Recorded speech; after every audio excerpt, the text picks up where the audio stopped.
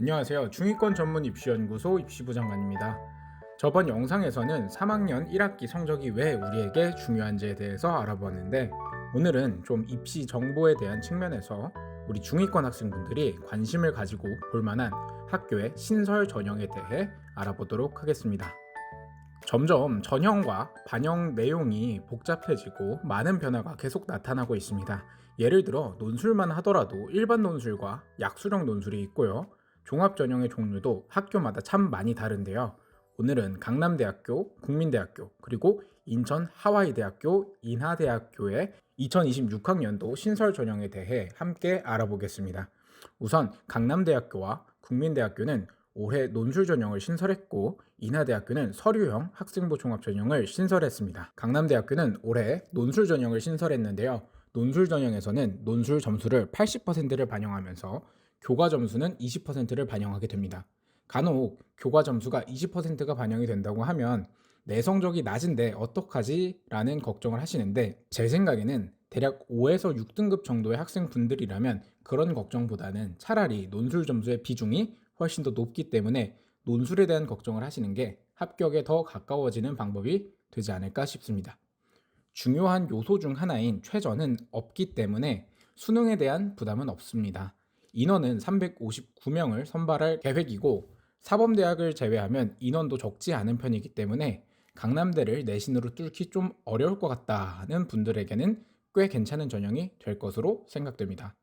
한번 앞으로 설명드리는 내용 들어보시면서 추천드리는 학생의 특징을 본인과 객관적으로 비교해 보시길 바라겠습니다. 강남대학교의 논술은 크게 국어와 수학으로 나눠집니다. 출제 범위는 다음과 같고요. 논술 전형 가이드북에 따르면 고교 교육과정 내, 그리고 수능 연계교재인 수능 완성과 수능 특강 등을 활용하기 때문에 문제 난이도를 매우 어렵게 내기엔 한계가 있지 않을까 생각이 됩니다. 개인적으로 생각하는 것은 문제 난이도가 높지는 않지만 문제의 형식을 봤을 때 내신만 준비하던 학생보다는 수능형 문제풀이를 같이 병행했던 학생들에게 조금 더 유리하지 않을까 생각이 듭니다. 참고로 강남대 논술 전형의 출제 예시를 입학처에서 확인이 가능하시니 급하게 볼 필요는 없고, 중간고사가 끝나고 나서 한번 입학처에 들어가서 문제를 풀어보시고 논술에 적합한 것 같은지 점수를 계산해 보시면서 판단해 보는 것을 추천드리겠습니다. 강남대 논술 전형 정리해 보겠습니다. 난이도를 봤을 때 극악의 난이도는 아닐 것으로 예상이 됩니다. 그렇기 때문에 문제를 풀 수만 있다면 수능에서는 두각을 드러내지 못했더라도 자신감을 가지고 풀이 과정을 통해 채점자가 만족할 만한 문제를 풀이를 하는 모습을 연습을 한다면 충분히 해볼 만하다고 생각이 됩니다. 또 중요한 팁 하나 말씀드리면 11월 22일에 실시 예정입니다. 그렇기 때문에 수시 납치를 걱정하시는 분들이나 정시만을 준비했던 분들이 일종의 보험으로 생각하고 작성해 보시는 것도 좋을 것 같습니다. 참고로 보험이라고 비유를 했을 뿐 가능성이 엄청 높지는 않습니다. 정시파라고 해서 수시 안 쓸래 라고 했던 분들이 수시 때 쓰기에 괜찮다는 이야기입니다. 같이 볼만한 대학교는 가천대, 삼육대, 수원대, 신한대, 한국공학대, 그리고 한신대 정도를 예시로 들 수 있을 것 같습니다.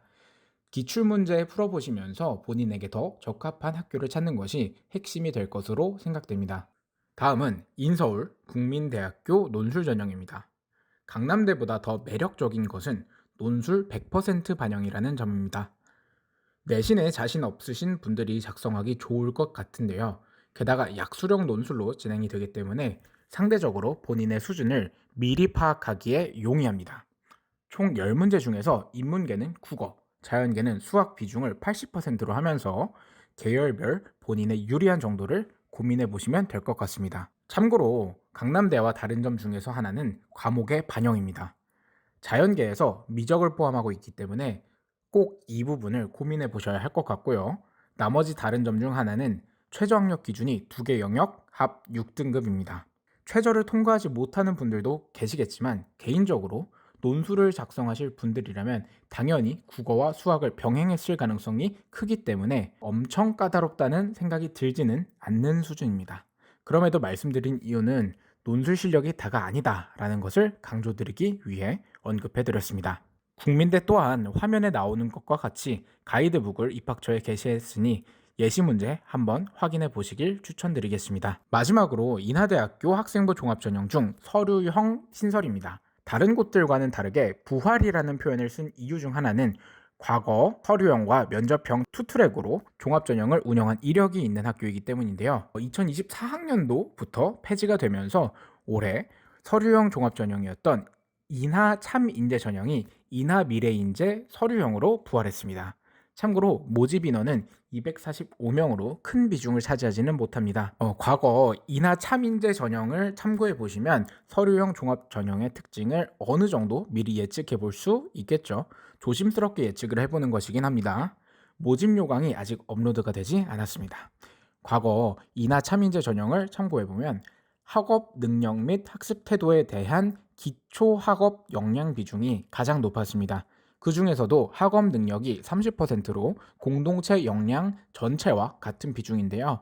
그렇기 때문에 아무래도 면접형 학생부 종합전형보다는 학업 역량을 잘 보여줄 수 있는 분들이 서류형 전형에 유리할 것으로 예측됩니다. 그렇다고 해서 내신 등급이 높으니 면접형보다 서류형이 훨씬 더 유리하다라는 이야기는 아닙니다. 참고로 투트랙으로 운영하던 당시에 인하 참인재 전형에서 한 30% 정도 내외의 학과는 오히려 면접형 전형보다 내신이 낮았던 경우도 있었습니다.